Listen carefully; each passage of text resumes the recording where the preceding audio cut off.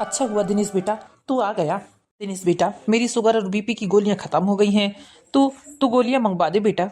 बहुत चक्कर जैसे आ रहे हैं, ऐसा लग रहा है कि मेरी बीपी हाई हो रही है। और शुगर भी चेक करवा देता थोड़ा ले जाकर मुझे। हर 15 दिन में आपका यही रोना है बाबूजी। अब आपकी उम्र हो चुकी है, कब तक ये दवाई गोलियां खाएंगे? जब तक दवाई गोली खाती हैं तब तक आप ठीक रहते हैं। दवाई गोलियां जैसे ही बंद करते हैं आपकी शुगर बीपी दोनों बढ़ने लगती है। तो फिर क्या ही मतलब ऐसी दवाई गोली खाने का। मैं कहता हूं जब आराम नहीं लग रहा है तो छोड़ दीजिए दवाई गोली खाना। अपने आप को ऊपर वाले के भरोसे छोड़ दीजिए। ये क्या है, हर 15 दिन में बस दो दो तीन तीन चार चार हजार की दवाइयां आ रही हैं आपकी। पैसे कोई झाड़ में थोड़ी ना लग रहे हैं कि झाड़ हिलाया और पैसे नीचे गिर जाएंगे। बाबूजी, मैं इतना खर्चा नहीं कर सकता।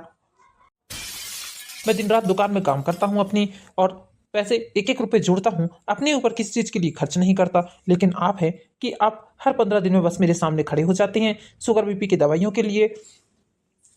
तुझसे ना बोलूं तो और किससे बोलूं बेटा? तू मेरा इकलौता बेटा है। तू मेरी जरूरतें पूरी नहीं करेगा तो भला और कौन करेगा? बता बेटा, किससे मोहल्ले पड़ोस वाले से जाकर अपनी दवाई गोलियों के लिए बोलूं क्या? इस घर में अकेला मैं कमाने वाला और 4 लोग बैठकर खाने वाले। अरे किस किस की जरूरतें पूरी करूं? पहले जब माँ थी तो माँ की दवाई गोलियां, उनके खाने पीने का, हर चीज का खर्चा कितना हो जाता था। अब वो गई हैं तो आपकी जी से दवाई गोली लग गई है। मैंने ठेका थोड़ी ना लेकर रखा है आप लोगों का। हाँ बेटा, सच कहा तूने। तू हमारा भला क्यों ठेका लेकर रखेगा? गलती हो गई बेटा, जो तुझसे मैंने दवाई गोली के लिए बता दिया। आज के बाद मैं तुझसे दवाई गोली के लिए नहीं बताऊंगा। जा बेटा, तू जाकर खाना खा ले। लो, ऊपर से इनका ये तावलक सुनो। 2 शब्द बोला नहीं कि बस इनका अलग ही चलने लगता है रोना धोना। दादाजी, आप प्लीज मत रोइए, मैं आपकी दवाई गोली ला दूंगा। आप परेशान मत होइए। लाइए, मुझे पर्ची दीजिए आपकी दवाई गोली की। मैं जाकर सुबह ही आपके लिए दवाई गोलियां ला दूंगा। अभी तो रात होने को आई है। अब इतने समय तो मैं जा नहीं सकता शहर, इसलिए कल सुबह जाकर आपके लिए दवाई गोली ला दूंगा। दादाजी, आप पापा की बातों को दिल से मत लगाइए। ऐसे ही आपकी तबीयत ठीक नहीं है, और आप रोएंगे तो और तबीयत खराब हो जाएगी आपकी। सचिन बेटा, जब मेरे पास जमा पूंजी थी तब तेरे पापा ने ये कहकर मुझसे सारे पैसे ले लिए कि शहर में बहुत बड़ी दुकान ले रहा है। मैंने भी मेरा बेटा है कहकर उसे सारे पैसे दे दिए निकाल कर। अब मेरे पास अपने खर्च के लिए तक 1 रुपए नहीं बचे हैं। मैंने तो अपने बेटे के मुंह में आकर अपना सब कुछ उसे दे दिया। लेकिन आज आज जब मुझे किसी चीज की जरूरत पड़ रही है तो उसके सामने हाथ फैलाने पड़ रहे हैं और उसकी 4 बातें अलग सुननी पड़ रही हैं। इसलिए लोग सही कहते हैं कि बुढ़ापे में अपने लिए पैसे जोड़ कर ही रखना चाहिए। यदि तुम्हारे पास पैसे हैं तो तुम्हारे पास सब कुछ है, वरना तो रिश्ते भी धोखा दे देते हैं। बेटा, तू तू कहाँ से मेरे लिए दवाई गोली लेकर आएगा? दादाजी, आप परेशान मत होइए, मैं कहीं से भी लेकर आऊंगा, लेकिन आपकी दवाई गोलियों में कमी नहीं होने दूंगा। आपके लिए मैं दवाइयाँ ला दूंगा। और आप देखना, जिस दिन मेरी नौकरी लग गई और मैं कमाने लगूंगा तो सारे खर्च आपके मैं उठाऊंगा। आपको इस तरह रोते देखकर मुझे बहुत दुख लगता है दादाजी। पापा का ये स्वभाव मुझे बिल्कुल अच्छा नहीं लगता है। अरे आप उनके पिता हैं। यही सब यदि मैं पापा के साथ करूं तो पापा को भला कैसा लगेगा? नहीं नहीं सचिन बेटा, तुम अपने पापा के साथ कभी ऐसा मत करना। तुम्हारे पापा ने तुम्हें बहुत मेहनत करके पढ़ाया लिखाया है, तुम्हें बहुत लाड़ प्यार से पाला है। तुम ऐसा कभी मत करना। आप कितने अच्छे हैं दादाजी। पापा आपके साथ इतना बुरा बर्ताव करते हैं, कितने कितने कठोर तरीके से आपसे बात करते हैं, फिर भी आप पापा से कितना प्यार करते हैं। पापा को आप कभी नहीं डांटते, कभी उन्हें अपशब्द नहीं कहते। बेटा, मैं उसका पिता हूँ। मैंने उसे पाला पोसा है, उसे जन्म दिया है। मैं भला अपने बेटे को कैसे कुछ कह सकता हूँ? वो तो मेरे लिए मेरा जिगर का टुकड़ा है। जब जब तेरी दादी जिंदा थी बेटा, तो तेरे पापा को तेरे पापा को कभी उसने 4 किस्म की सब्जी और मूली गाजर दूध दही घी इन सब के बगैर तो खाना खाने नहीं दी है। तेरी दादी तेरे पापा को बहुत प्यार करती थी, और मैं भी अपने दिनेश बेटा को बहुत प्यार करता हूँ। आखिर इकलौता बेटा जो है मेरा।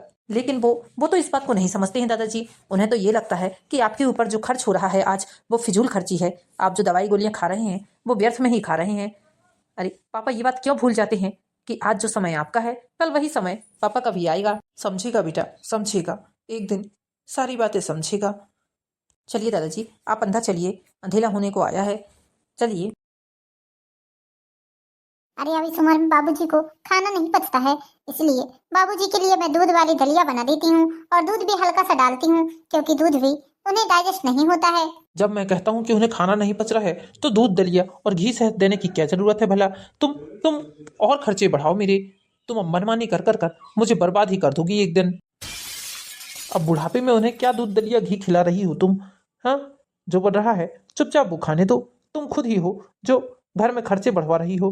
अरे तुम्हें अच्छे से पता है ना, दिन रात में कितना काम करता हूँ दुकान में, दिन रात मेहनत कर करके पैसे कमा रहा हूँ। क्या इसीलिए जब तुम जाओगी ना बाहर पैसे कमाने तब तुम्हें समझ में आएगा कि पैसा कमाना आखिर होता क्या है। घर में बैठे बैठे पैसे उड़ाने से तुम्हें फुर्सत नहीं है। किसी दिन जाओ और जाकर देखो कि 1 रुपए कैसे कमाया जाता है, तब तुम्हें समझ में आएगा कि पैसा होता क्या है। समझी ना? इसलिए बोल रहा हूँ कि ये बाबूजी के ऊपर फालतू का खर्चा करना बंद करो। कैसे बेटे हैं आप? अरे आप अपने पिता के साथ ऐसा कैसे कर सकते हैं? वो पिता जिसने आपके लिए अपना पूरा जीवन न्यौछावर कर दिया, उस पिता के लिए आप 1-1 रुपए का हिसाब ले रहे हैं। मैं कहती हूँ, क्या आप बचपन से कमाते खाते ही पैदा हो गए होंगे? क्या उन्होंने आपके लिए कुछ नहीं किया होगा? बताइए मुझे। माँ बाप जन्म से लेकर बच्चे को उस उम्र तक संभालते हैं जब तक वो अपने पैरों में खड़ा ना हो जाए और उसकी शादी ब्याह ना कर दे, तब तक माता पिता की जिम्मेदारियां खत्म नहीं होती हैं। और आप इस तरह की बात कर रही हैं। मैं देखती हूँ आपको, जब देखो तब आप इसी तरह की बात करते हैं। माँ जी जिंदा थी तो माँ जी की दवाई गोलियों के लिए भी आप दिन रात टंट मारते थे। ये गलत बात है। आप भी एक बेटे के पिता हैं, आपके भी एक बेटा एक बेटी है। बेटी का तो चलो ठीक है, पराए घर जाने वाली है, लेकिन जो बेटा आपकी सेवा जगता करेगा, उस बेटे के बारे में भी जरा सोच लो कि आप अपने पिता के साथ ऐसा करोगे तो आपका बेटा भी आपके साथ ऐसा ही करेगा। ये तो दुनिया का दस्तूर है, परस्पर व्यवहार है। आप जिसके साथ जैसा करोगे आपको वैसा ही वापस मिलेगा। जो बोओगे वही काटोगे। अपनी बकवास बंद करो। मैंने जब बोल दिया कि तुम फिजूल खर्च नहीं करोगी बाबूजी के ऊपर, इसका मतलब नहीं करोगी, वरना कल से बाबूजी के साथ साथ तुम्हारे भी सारे खर्चे बंद हो जाएंगे। सिर्फ इस घर में फिर वही बनेगा जो मैं बोलूंगा, मैं बताऊंगा। ठीक है, मेरे खर्चे ऐसे भी है क्या? मेरे तो ऐसे कोई शौकसार है नहीं है। जो सबके लिए खाना बनता है वही खाना मैं भी खाती हूँ। अलग से मैं क्या खा रही हूँ? क्या कहीं घूमने जा रही हूँ कि हर महीने कपड़े ले रही हूँ? मैं तो ऐसा कोई खर्च करती नहीं हूँ। भले मेरे खर्चों में जो आपको लगता भी होगा कि मेरे कुछ खर्चे हैं उन्हें कम कर दो, लेकिन बाबूजी को दवाई गोली ला कर दो, क्योंकि बाबूजी अब दवाई गोली के भरोसे ही चल रहे हैं। अब उनकी उम्र हो चुकी है। अरे कितने दिन का साथ है उनका और हमारा। मैं कहती हूँ कम से कम जीने के लिए जो जरूरी आवश्यकताएं हैं उन्हें तो पूरा करिए आप। जब तक जीवन है तब तक ही उनकी जरूरतें हैं। जीते जी अपने माता पिता की पूर्ति करनी चाहिए। जीते जी उन्हें खुश रखना चाहिए। मरने के बाद तो फिर लोग उनके पसंद का खाना बना बना कर उन्हें चढ़ाते हैं। कोई मतलब नहीं है ऐसी संतान का। मम्मी, इन्हें समझाने का कोई मतलब नहीं है, ये समझने वालों में से है नहीं। अभी अभी दादाजी को इतनी खरी खोटी बातें सुनाकर आए हैं, आज इनके कारण दादाजी की आंखों में फिर से आंसू आ गए। तुम बेटे हो मेरे, बेटे ही रहो। मेरे बाप बनने की जरूरत नहीं है तुम्हें। इस घर में क्या हो रहा है क्या नहीं तुम्हें इससे कोई मतलब नहीं है। तुम सिर्फ अपनी पढ़ाई लिखाई पर ध्यान दो। तुम्हारे लिए तो किसी चीज की कमी कर नहीं रहा हूं मैं। जितने पैसे बोल रहे हो उतने पैसे दे रहा हूं पढ़ने लिखने के लिए। जो मांग रहे हो वो दे रहा हूं। तुम्हारे सारे शौकसान पूरे कर रहा हूं। फिर तुम्हें इन सब बातों को लेकर विवाद बनाने की कोई जरूरत नहीं है। छोटे हो, छोटे की तरह रहो। चलो जाओ, जाकर फ्रेश हो और चाय नाश्ता करके अपनी पढ़ाई लिखाई करना शुरू करो। बेटा, मैं कमा रहा हूं ना, जो कमाता है उसका ही बोलबाला रहता है। और हाँ, जब तुम कमाने लगोगे ना तब तुम्हें मेरी बात समझ में आएगी कि मैं सच बोल रहा हूं या झूठ। क्योंकि पैसे की अहमियत क्या होती है एक इंसान के जीवन में, ये तो वही जानता है जो 1-1 रुपए अपने खून पसीने की कमाई से लाता है। पापा, आप तो इस तरह से बात कर रहे हैं जैसे दादाजी ने आपके लिए उनकी रखी हुई धन संपत्ति को खर्च किया हो। दादाजी के पास ऐसी कोई रखी हुई धन संपत्ति नहीं थी जो जो उन्होंने आपके ऊपर खर्च की हो। वो भी अपने खून पसीने की कमाई से ही आपको पाले पोसे हैं, आपको बड़ा किया है। यहाँ तक कि दादाजी ने अपनी सारी जमा पूंजी आपकी दुकान खरीदने के लिए दे दी, ये सोचकर कि आप उनके बेटे हैं और उनका जो भी है तो सब आपका है। आज आप कमाएंगे तो कम से कम घर गृहस्थी चला पाएंगे, लेकिन उन्हें क्या पता था कि उनका ही पैसा लेकर उनके ऊपर ही शेर जैसे दहाड़ेंगे आप। खबरदार, जो मुझसे ऊंची आवाज में बात करने की कोशिश की तो मैं तुम्हारा बाप हूं और तुम मेरे बेटे हो, इसलिए अपनी हद में रहकर बात करो। चलो जाओ यहाँ से, निकलो। जवान बेटे पर इस तरह हाथ उठाते आपको शर्म नहीं आ रही है? तुम चुप करो। यदि तुमने ज्यादा बोला तो तुम्हारे ऊपर भी हाथ छूट जाएगा मेरा आज। ये सब तुम्हारी ही सह का नतीजा है जो आज सचिन इस तरह से बात कर रहा है। सच हमेशा कड़वा रहता है पापा, ये बात आपने सिद्ध कर दी है। मैं जान चुका हूँ कि आपको सच्चाई बर्दाश्त नहीं हुई, इसलिए तो आपने मुझ पर हाथ छोड़ दिया। बेटा जा, तुम वो हाथ धुल करा, मैं तेरे लिए चाय और नाश्ता लगाती हूँ। जा बेटा। नहीं नहीं मम्मी, चाय नाश्ता मत बनाइए, पैसे बचाइए पैसे, क्योंकि वो आपके पति की कमाई के पैसे हैं ना, इसीलिए। आपके पति बहुत मेहनत से कमाते हैं ना पैसे, उनका पैसा उन्हीं के ऊपर खर्च होने दीजिए। नहीं करना है मुझे इनके पैसों का चाय नाश्ता। अब तो मैं कुछ ना कुछ करूंगा ताकि मैं अपने दादू का ख्याल रख सकूं। क्या सुन तो मेरी बात, सुन तो बेटा। अरे जा जा, जैसे गया है ना वैसे ही लौट कर आएगा मेरे पास पैसों की भीख मांगने के लिए। हर अतरे दूसरे दिन तो तू मेरे पास पैसे मांगने आ जाता है, किसी दिन कॉपी के लिए, किसी दिन बुक के लिए, तो किसी दिन कॉलेज की फीस के लिए। आपको इस तरह बच्चे पर हाथ नहीं उठाना था। अरे हमारा बेटा बड़ा हो गया है, समझदारी नाम की चीज होनी चाहिए आपको। मम्मी क्या बात है, क्या हुआ? सृष्टि बेटा तू आ गई कोचिंग से? हाँ मम्मी मैं तो आ गई। बाहर दादू बैठे बैठे रो रहे हैं, क्या बात है? क्या फिर से पापा ने दादू को कुछ कहा है? पापा की ये आदत ठीक नहीं लगती है मामा मुझे। बेटा बस इसी बात से तो आए दिन घर में चिकल्लस होते रहती है, लेकिन तेरे पापा समझने की कोशिश ही नहीं करते हैं। चल मैं तेरे दादू से बात करती हूँ। मैंने अपनी सारी जमा पूंजी, सारा जीवन अपने बच्चे के ऊपर निछावर कर दिया कि दिनेश मेरा इकलौता बेटा है। जीवन भर इस साइकिल को घसीट कर मैं चलता रहा, लेकिन मैंने कभी मोटरसाइकिल का शौक नहीं पाला, ये सोचकर कि वही पैसे बचेंगे तो मेरे बेटे के काम आएंगे। जब मुझे कभी नए कपड़ों का शौक लगता था तो अपने पुराने कपड़ों को शांति के हाथ अच्छे से धुलवाकर, नील करवाकर प्रेस करवा लेता था। मुझे उसी में नए कपड़े की खुशी मिल जाती थी। ये सोचकर मैं कभी नए कपड़े नहीं लेता था कि यदि मैंने इन पैसों के नए कपड़े ले लिए तो मेरा बच्चा नए कपड़े नहीं पहन पाएगा। अपनी ज़रूरतें मार कर मैंने अपने बेटे की ज़रूरतों को पूरा किया। हर त्योहार में अपने बेटे के लिए नए कपड़े, मिठाइयाँ, खेल खिलौने सब चीज़ लेकर आता था अपने लिए। कभी मैंने ऐसी चीज़ों की इच्छा नहीं जताई। मेरा त्याग, मेरा बलिदान सब कुछ व्यर्थ हो गया, बेकार हो गया। एक बाप अपने बेटे के लिए क्या कुछ नहीं करता है, अपनी संतान के लिए क्या कुछ नहीं करता है, लेकिन जब बच्चे बड़े हो जाते हैं, अपने पैरों में खड़े हो जाते हैं, तो उन्हें माँ बाप के त्याग बलिदान का कोई एहसास नहीं होता। बाबूजी मत रोइए, बाबूजी मत रोइए। मैं कल आपके लिए दवाई गोली बुलवा दूंगी। सचिन आपके लिए दवाई गोली ले आएगा। आप रो कर अपनी तबीयत खराब कर लेंगे। बेटा मुझे रोना इस बात से नहीं आ रहा है कि मेरे बेटे ने मुझसे इस तरह से बात की है। ये कोई आज की बात थोड़ी ना है बेटा। वो तो जब भी मैं दवाई गोली के लिए या किसी चीज़ को लाने के लिए बोलता हूँ, हर समय ऐसा ही बोलता है। मुझे तकलीफ सिर्फ इस बात की हो रही है कि वो मेरे द्वारा किए गए बलिदान और त्याग का कोई मोल नहीं समझता। उसे मेरे बलिदान का, मेरे त्याग का जरा भी भान नहीं है। ये सब बातें छोड़िए बाबूजी, आप अंदर चलिए। यहाँ अकेले अकेले बैठकर आपको वही सारी बातें दिमाग में आएंगी। चलिए आप अंदर। हाँ दादाजी मम्मी बिल्कुल सही बोल रही हैं। आप पापा की बातों को ध्यान मत दिया करो। हम लोग हैं ना, हम लोग तो आपको इतना प्यार करते हैं। बेटा तुम लोग लाख मुझे प्यार करो, लेकिन जिस बेटे को मैंने जन्म दिया, जिसे पाला पोसा, इस लायक बनाया, जिसके लिए अपना पूरा जीवन न्यौछावर कर दिया, वो बेटा जब मुझे इस तरह से तिरस्कारित करता है, अपमानित करता है, तो मुझे बहुत दुख होता है। भगवान तुम्हारी सास के साथ बेटा मुझे भी ले जा लेता तो अच्छा ही होता। ये दिन देखने तो ना मिलते। बाबूजी ऐसा मत बोलिए, घर में एक बुजुर्ग का होना बहुत जरूरी होता है। आप हमारे सर की वो छत हो जो हम कभी नहीं चाहेंगे कि वो छत हमारे सर से दूर हो। आपका हाथ सदैव हमारे सर पर बना रहे। बाबूजी आप प्लीज इनकी बातों पर ध्यान मत दिए। आप चलिए अंदर चलिए।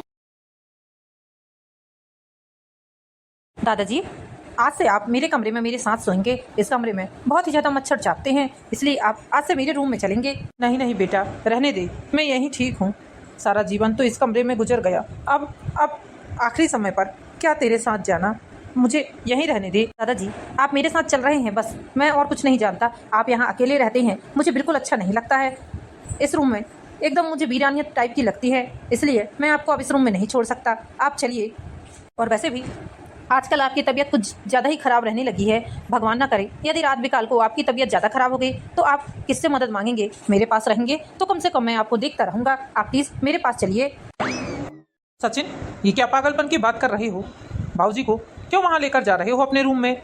अरे बाबूजी, बाबूजी अब बुजुर्ग हो चुके हैं, उन्हें कभी भी कपड़े में ही बाथरूम हो जाती है, इसलिए उनके उनके कपड़े खराब हो जाते हैं। तुम्हें समझ में नहीं आता है क्या? तुम्हारे रूम में लेकर जाओगे तो सारा रूम बाथरूम से बास करेगा।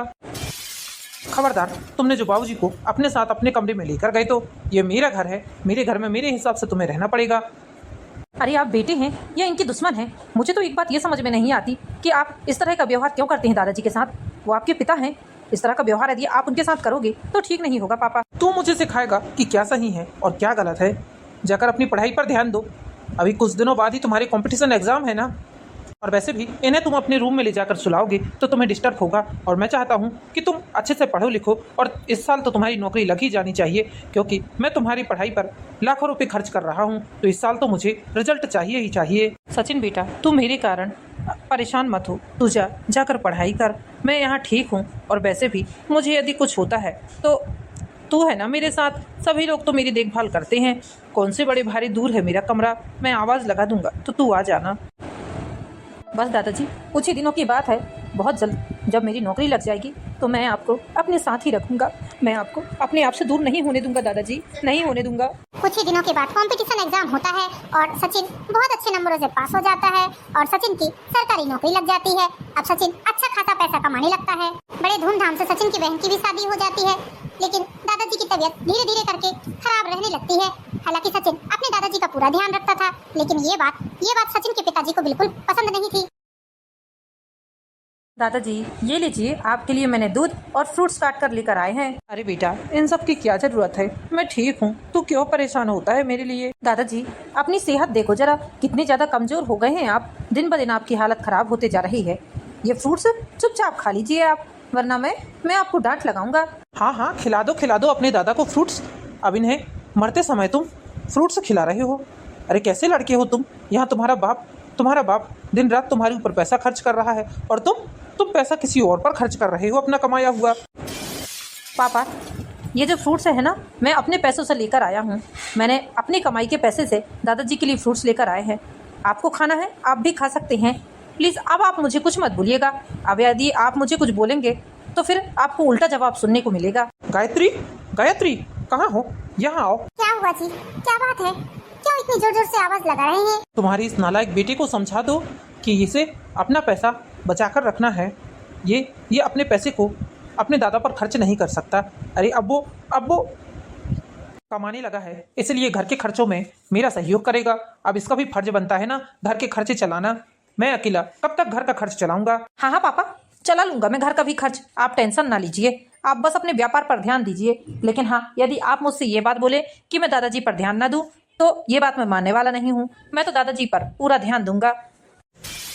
ये लीजिए दादाजी, आप फ्रूट्स खाइए और ये दूध भी पीजिए। आप अपनी सेहत पर पूरा ध्यान रखिए। और हाँ, आज से अब आप मेरे साथ मेरे कमरे में ही सोएंगे। मैं और कुछ नहीं जानता, क्योंकि रात बिकाल यदि आपको कुछ हो जाता है तो इसके लिए फिर मैं अपने आप को कभी माफ़ नहीं करूँगा।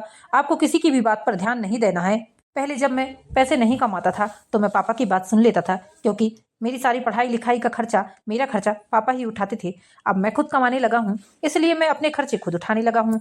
इसलिए अब मुझे इस बात की जरा भी चिंता नहीं है कि कौन मुझे क्या बोल रहा है और क्या नहीं। मैंने कहा ना कि तुम अपने दादाजी को अपने बेडरूम में नहीं सुला सकते, क्योंकि तुम्हारे दादाजी समय बेसमय कपड़े खराब कर लेते हैं। तुम्हें ये बात पता नहीं है क्या? यदि सचिन का मन अपने दादाजी की सेवा करने का है तो करने दीजिए ना उसे। क्यों रोक टोक करते हैं? आपको तो खुश होना चाहिए कि बच्चे कितने अच्छे संस्कार सीख रहे हैं, जो अपने बड़े बुजुर्ग की इतनी सेवा कर रहे हैं। कम से कम आपने ना करी ना सही, लेकिन आपका बेटा कर रहा है, तब तो आप खुश हो जाइए। भूलो मत गायत्री कि इस नालायक को मैंने ही पढ़ा लिखा कर इस काबिल किया है कि ये आज जॉब कर रहा है और 4 पैसे कमा रहा है। इसलिए इसे मेरे हिसाब से चलना पड़ेगा। मैं जो बोलूँगा इसे वही करना पड़ेगा, वरना फिर इसके जन्म से लेकर पढ़ाई लिखाई नौकरी सर्विस लगाने तक जितना भी पैसा खर्च हुआ है उन सब का हिसाब आज भी मेरे पास रखा हुआ है। मैं कल इसे हिसाब दे दूंगा। इसे बोल दो कि उतना सारा पैसा मुझे ला कर दे दे, और जैसा लगता है वैसा कर। मैंने इसके ऊपर पैसे खर्च किए हैं तो मैं इससे इतनी उम्मीद तो रख ही सकता हूँ कि ये मेरी बात माने। कैसे बाप हैं आप? अपने पिता का खर्च तो आपसे उठाया नहीं जा रहा है और बेटे में जो खर्च किया है तो उससे वो मांग रहे हैं। शर्म आनी चाहिए आपको ऐसी बात करते हुए। जो फर्ज आपका है वो आपका बेटा निभा रहा है, फिर भी आप अपने बेटे के पीछे ही पड़े हैं। अरे आपने ऐसा कौन सा फर्ज निभा दिया अपने पिता के प्रति जो आपका बेटा निभाएगा? दुनिया में भला कौन ऐसे माँ बाप होंगे जो अपने बच्चे की परवरिश में जो पैसा लगा है वो उसी से वसूल करने की बात कहें? आपकी ऐसी बात सुनकर मुझे शर्म आ रही है इस बात से कि मैंने क्यों आपसे शादी की। कौन सी अशुभ घड़ी में मेरी आपसे शादी हुई है। तुम्हें जो समझना है, जो सोचना है, जो कहना है कहो, मुझे इन सब बातों से कोई फर्क नहीं पड़ता है। बस ये मेरी बात माने, और वरना ये जितना भी आज तक पैसा इसके ऊपर खर्च हुआ है मेरा, वो सारा पैसा लाकर मुझे दे दे। आप ये कैसी बातें कर रहे हैं? रहने दो अम्मी, रहने दो, इनसे बहस करना बेकार है। ठीक है पापा, आज तक आपने जो भी पैसा मेरे ऊपर खर्च किया है उसका हिसाब मुझे दे दीजिएगा, मैं आपका पाई पाई चुका दूंगा। सचिन अपने पिता की एक भी बात नहीं सुनता और अपने दादाजी का पूरा ख्याल रखता है। दादाजी की दवाई गोली से लेकर खाने पीने से लेकर पूरा ख्याल सचिन ही रखता था अपने दादाजी का। एक दिन अचानक से सचिन के पिताजी को पैरालिसिस हो जाता है। सचिन के पिताजी को तुरंत ही डॉक्टर के पास ले जाया जाता है। तुरंत ही इलाज होने के कारण लकवे का असर थोड़ा कम होता है, लेकिन फिर भी सचिन के पिताजी का एक हाथ और एक पैर काम नहीं करता था, जिसके कारण सचिन के पिता दिनेश जी अब दैनिक क्रिया भी नहीं कर पाते थे। वो घर में से किसी न किसी की मदद लेते थे तभी काम हो पाता था उनका। सचिन ने पिता के प्रति भी अपना सारा कर्तव्य निभाया, लेकिन सचिन को जब अपने दादा के ऊपर बीती हुई बातें याद आई तो सचिन ने अपने पिताजी को सबक सिखाने का सोचा और अपने पिताजी के साथ वो वैसा ही व्यवहार करने लगा जैसा दिनेश जी अपने पिताजी के साथ किया करते थे। ओहो मम्मी कहाँ हैं आप? यहाँ आइए। हाँ बेटा, क्या बात है? मम्मी, पापा को जो तेल की मालिश हो रही है उसकी और दवाई गोलियों की कितनी स्मेल चल रही है। हो तो आपके कमरे में रहा है ये सब, लेकिन पूरे घर में उनकी दवाई गोली और तेल की स्मेल चल रही है। इसलिए प्लीज आप पापा को दादाजी वाले रूम में शिफ्ट कर दीजिए। बेटा ये क्या कह रहा है तू? तेरे पापा अभी इस अवस्था में नहीं है कि वो अपनी देखभाल खुद कर सकें। अब धीरे धीरे करके उनको आराम लगते जा रहा है ना, तो ऐसा मत बोल बेटा। ओहो मम्मी, आप भी हद ही करती हैं। चलिए मैं चलता हूँ पापा के पास, मैं खुद उन्हें दादाजी के रूम में शिफ्ट कर देता हूँ। वैसे भी वो रूम तो खाली ही पड़ा है क्योंकि दादाजी अब मेरे साथ जो रहने लगे हैं इस रूम में। सचिन बेटा मेरी बात सुन। सचिन देखिए ना, बिल्कुल खड़ा नहीं हुआ जा रहा है इस कमरे में। पापा की तेल और दवाइयों के कारण कितनी स्मेल चल रही है, और ये स्मेल सिर्फ रूम में अकेले नहीं सारे घर में फैल रही है। अरे सचिन, मेरी दवाइयाँ खत्म हो गई हैं, तो मेरी दवाइयाँ ला दे। पापा, अब दवाई गोली खाने का मतलब ही क्या है? अब आपको वैसे भी पैरालिसिस हो चुका है, एक हाथ और एक पैर तो आपके काम नहीं कर रहे हैं। क्या करोगे दवाई गोली खाकर? जी तो लिया आपने इतनी उम्र तक, और कितना जिएंगे भला? और वैसे भी अब आप तो कुछ कर नहीं रहे हैं, आपकी दुकान तो बंद पड़ी हुई है। अब इस घर को मैं चला रहा हूँ ना, स्वाभाविक सी बात है मैं वही करूँगा जो मुझे ठीक लगेगा। और मैं यहाँ इस काम से आया था कि अब आपको दादाजी के कमरे में शिफ्ट कर देते हैं, आप वहीं रहना। ये क्या बोल रहे हो सचिन? तुम्हें अच्छे से पता है ना कि मैं ऐसे ही अपाहिज हो गया हूँ और अब मैं दूसरों के भरोसे जी रहा हूँ। मेरा एक पैर और एक हाथ काम नहीं करता है। तुम्हारी माँ या तुम मुझे लेकर जाते हो तब मैं अपने नित्य क्रिया कर पाता हूँ। पापा, अब इसके लिए कोई क्या कर सकता है भला? ये तो दुनिया का दस्तूर ही है, इसमें मेरा कोई दोष नहीं है। सचिन, भूलो मत कि मैं तुम्हारा बाप हूँ। अरे मैंने तुम्हारे लिए क्या कुछ नहीं किया है। तुम्हें पढ़ाया लिखाया, इस लायक बनाया कि आज तुम 4 पैसे कमा रहे हो, और तुम ऊपर से मुझे दोष दे रहे हो। मतलब तुम अपने बाप को तुम एक ऐसे कमरे में फेंकना चाहते हो जहाँ ज्यादा किसी का आना जाना नहीं होता है। वहां अकेले में पड़ा रहूंगा तो मेरी देखभाल भी नहीं हो पाएगी। तुम्हारी माँ घर का काम करेगी कि बार बार मुझे देखने के लिए जाएगी। सुन रही हो गायत्री, इस बेटे के लिए मैंने क्या कुछ नहीं किया है। अरे इसके लिए मैंने अपनी सारी जमा पूंजी खर्च कर दी। इसके लिए मैंने क्या कुछ नहीं किया, इसकी सारी जरूरतें पूरी की, और आज ये मुझे इस कमरे से अलग कर रहा है, एक ऐसे कमरे में ले जाकर रख रहा है जहाँ किसी का ज्यादा आना जाना नहीं होता है। अब मैं कुछ नहीं बोल सकती जी, सचिन कमा रहा है, सचिन ही घर चला रहा है। अब मैं इस विषय में क्या ही बोलूं। अरे मम्मी, आप खड़ी खड़ी देख क्या रही हैं? जल्दी से पापा का सामान पैक करिए। और हाँ पापा, आज के बाद आप दवाई गोली कुछ नहीं खाएंगे और ना ही आपको कोई ताकत की चीज़ मिलेगी, क्योंकि देखिए मैं इतना सब मैनेज नहीं कर पाता। मैं घर चलाऊं कि अपने खर्चे उठाऊं कि आप लोगों के खर्चे उठाऊं। मम्मी, कल से पापा को दुनिया भर की चीज़ें देने का कोई ज़रूरत नहीं है। दूध, दलिया, दही, ये सब कुछ देने का काम नहीं है। पापा को सिर्फ दाल, और रोटी दीजिए, फल फ्रूट वगैरह कुछ भी नहीं आएगा कल से। अरे मैं कितना खर्च उठाऊं? और पापा, रही बात कि आपने मेरे ऊपर इतना पैसा खर्च किया है, आपने मेरे लिए क्या किया है, इन सब का हिसाब आप मुझे पहले ही दे चुके हैं। और दूसरी बात, हर बाप का फर्ज होता है अपनी औलाद का पालन पोषण करने का, क्योंकि वो उसका जन्मदाता होता है। मैंने कभी नहीं सोचा था सचिन कि तू मुझसे इस तरह से बात करेगा। अरे तेरी परवरिश में मैंने क्या कमी छोड़ी थी? अपनी सारी जमा पूंजी तेरी पढ़ाई लिखाई में लगा दी मैंने, और आज तू तो मुझे मुझे इस तरह से बोल रहा है। पापा, मैं कुछ अलग से तो नहीं बोल रहा हूँ। जो मैंने देखा है, जो आपके मुंह से सुना है, वही सब तो मैं भी दोहरा रहा हूँ। जो आप आपके पिताजी के साथ किया करते थे, वही मैं आपके साथ कर रहा हूँ। इसमें क्या गलत है भला? आपके ही दिखाए हुए रास्ते पर तो चल रहा हूँ मैं। आप करें तो कर्म है, मैं करूँ तो पाप है। ये कहाँ का न्याय है भला पापा? ये बताइए आप। मैं साफ साफ कह ही देता हूँ पापा कि मैं आपका खर्च नहीं उठा सकता। अरे इतनी महंगी महंगी दवाई गोलियां आ रही हैं आपकी, अभी 10,000 रुपये हफ्ते की दवाई गोली लगी है। मैं कहाँ से इतना पैसा लेकर आऊँगा? मुझसे ना हो पाएगा इतना सब कुछ। आप दवाई गोली खाना बंद करिए। और वैसे भी जो इंसान आया है वो तो एक ना एक दिन जाएगा ही, तो फिर दवाई गोली खाकर क्या करना? सचिन बेटा, ये तू अपने पिताजी से किस तरह से बात कर रहा है? दादू, इसमें मेरी क्या गलती है? मैंने जो देखा है, जो सुना है, वही तो कर रहा हूँ। और यही सब तो पापा भी आपके साथ किया करते थे ना। वो तो ये सोचिए कि मैंने पापा की 1 महीने से सेवा कर ली है और 1 महीने से इन्हें दवाई गोली सब कुछ दे दिया है। अब क्या ही करेंगे ये दवाई गोली खाकर? और वैसे भी धीरे धीरे करके इनकी हालत अब ठीक हो रही है। बेटा, माँ बाप की सेवा यदि जीवन भर भी करेगा तू तो भी कम पड़ेगा। तेरे पिता ने तेरे लिए कितना संघर्ष किया है, अपनी इच्छाओं को मारकर तेरी जरूरतें पूरी की है, और आज तू अपने पापा के लिए इस तरह की बात कर रहा है। मुझे तुझसे ये उम्मीद नहीं थी। नहीं बेटा, तू गलत कर रहा है। तेरे पिता ने भले ही जो भी किया हो, लेकिन तू ऐसा नहीं कर सकता। अच्छे कर्मों को सीखो, बुरे कर्मों का त्याग करो। देख बेटा, माँ बाप के तुम जीवन भर ऋणी रहोगे। तुम्हें तुम्हारे पिता ने, माता ने जन्म देकर तुम्हारे ऊपर इतना बड़ा एहसान किया है, तुम्हें पाला पोसा, इस लायक बनाया कि तुम आज अपने पैरों पर खड़े हुए हो। लेकिन इस तरह से अपने पिता से तुम बात नहीं कर सकते। दादू, आपने भी तो पापा को जन्म दिया, पढ़ाया लिखाया, इस लायक बनाया कि पापा 4 पैसे कमाकर अपने परिवार का भरण पोषण कर रहे हैं। अपनी सारी जमा पूंजी आपने उन्हें दुकान खोलने के लिए दे दी है। फिर भी पापा को यही शिकायत है कि आपने उनके लिए किया क्या है।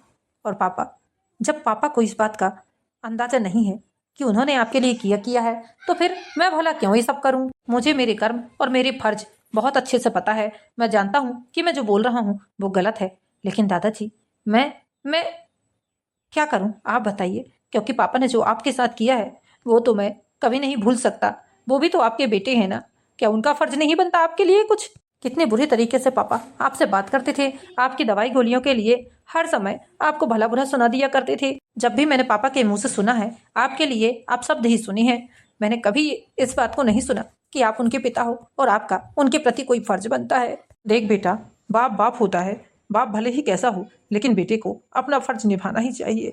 तेरा फर्ज है बेटा, और तेरे पिता का साथ देना, उनकी बीमारी में उनका साथ देना, उनका इलाज करवाना, ये सब तेरा फर्ज है। मैं ये सब नहीं जानता कि तूने क्या किया है और क्या नहीं, लेकिन आज तुझे मेरी कसम है, यदि तू अपने दादू को जरा भी मानता है, जरा भी मेरी इज्जत करता है, तो तू मेरी बात जरूर मानेगा। अपने पिता से माफ़ी मांग और उसकी सारी जिम्मेदारियां उठा। मुझे माफ़ कर दीजिए बाबूजी, मुझे माफ़ कर दीजिए। आज मैंने जीवन की सबसे बड़ी सीख ली है। सचमुच आज मेरे बेटे ने और आपने मुझे इस बात का एहसास दिला दिया है कि मैं कितना गलत था।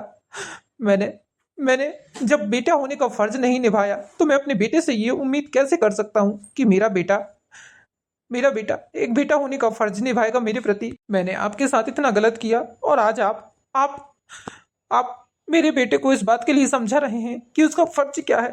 काश बाबूजी, आज यदि मैंने कुछ अच्छे कर्म किए होते आपके प्रति, तो मेरा बेटा भी मेरी सेवा करता, मेरी बात सुनता, मेरी चिंता फिक्र करता। बेटा, मैं इसी लायक हूँ मैं। तू कहीं से गलत नहीं है। गलत तो मैं था जीवन भर, जो आज मुझे इस बात का एहसास हुआ है। जब तक मैं कमाता था, जब तक मैं स्वस्थ था, काश उसी समय पर मुझे अपनी गलती का एहसास हो गया होता, तो आज मैं अपने पिता की सेवा जाप्ता में लगा होता और उनके आशीर्वाद से स्वस्थ होता। मैंने अपने पिता का दिल दुखाया है, इसलिए भगवान ने मुझे ऐसी सजा दी है। शायद जो होता है अच्छे के लिए ही होता है। यदि आज मैं पैरालिसिस ग्रस्त ना होता तो मुझे इस बात का एहसास भी ना हो पाता कि मैं गलत हूँ। यही मेरे कर्मों का दंड है, यही मेरे कर्मों का दंड है। तुम सही बोल रहे हो बेटा, मैं उसी लायक हूँ, उसी लायक हूँ। गायत्री, ले चलो मुझे उस बंद कमरे में और ले जाकर रख दो वहां मेरा सारा सामान। पापा, मैं अपने सारे फर्ज और सारे कर्तव्य निभाता आ रहा हूँ और जीवन भर निभाऊंगा। जब मैं अपने दादू को इतना प्यार कर सकता हूँ तो क्या आपको नहीं करूँगा? मैं आपसे बहुत प्यार करता हूँ। जीवन भर मैं आपकी सेवा करूँगा, चाहे आप किसी भी हालत में रहें। माता पिता का जीवन भर भी सेवा करोगे तो भी कम पड़ जाएगी। अरे ये जीवन क्या, अगला जीवन भी मैं आप लोगों पर ही निछावर करना चाहता हूँ। मैं तो बस ये सब कुछ नाटक कर रहा था, इसलिए ताकि आपको अपनी गलती का एहसास दिला सकूं। पापा, आपको अपनी गलती का एहसास दिला सकूं। यदि मेरे कारण आपके दिल को ठेस पहुंची हो या चोट पहुंची हो तो मुझे माफ़ करना, लेकिन खुश इस बात से हूं मैं कि चलो आपको अपनी गलती का एहसास तो हुआ कम से कम। बेटा, तू धन्य है, तू धन्य है। मैं बहुत किस्मत वाला हूँ कि तुझ जैसा बेटा मेरा हुआ है। लेकिन एक अच्छा बेटा नहीं बन पाया मैं, ना ही अच्छा बाप बन पाया, ना ही अच्छा पति बन पाया। मैं बहुत बदकिस्मत हूँ। इतने अच्छे पिता होने के बाद भी मैं अच्छा बेटा क्यों नहीं बन पाया? बेटा, तू बहुत अच्छा बेटा है मेरा। मैंने तो तुझे बहुत प्यार किया है। जो मैं तुझे जन्म के समय प्यार करता था उतना ही आज भी करता हूँ। तू मेरे कलेजे का टुकड़ा है, तू मेरी आंखों का तारा है। मैं तेरे बारे में कभी गलत नहीं सोच सकता। बेटा, खुशी इस बात की है कि तुझे अपनी गलती का एहसास हुआ। हाँ जी, दिन का भूला हुआ यदि शाम को वापस लौट आए तो उसे भूला नहीं बोलते। इस बात की खुशी है कि आपको अपनी गलती का एहसास हो गया है। आप प्लीज रोना बंद करिए। इस समय आपकी मानसिक स्थिति ठीक होनी चाहिए। आपके लिए जरा भी टेंशन या तनाव आपकी स्वास्थ्य पर असर करेगा। हाँ पापा, माफ़ तो आप मुझे भी कर दीजिए, क्योंकि मैंने भी आपको गुस्से में ना जाने क्या कुछ बोल दिया। भले ही मैं आपको सबक सिखाना चाहता था, लेकिन गलत तो मेरे मुंह से भी निकला है। नहीं बेटा, आज तूने मेरी आंखें खोल दी।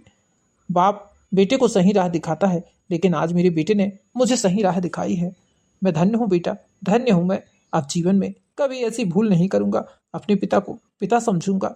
उनका कर्ज मैं इस जन्म में तो नहीं उतार पाया, लेकिन अगले जन्म में भगवान से एक ही दुआ है कि मुझे फिर से एक बार अपने पिता का बेटा बनाकर भेजना, ताकि उस जन्म पर मैं सारे कर्तव्य और सारे फर्ज निभा सकूं। तो दोस्तों, कैसी लगी आपको कहानी पसंद आई हो तो वीडियो को लाइक कीजिए, चैनल को सब्सक्राइब कीजिए। मिलते हैं नेक्स्ट वीडियो, जब तक के लिए बाय बाय।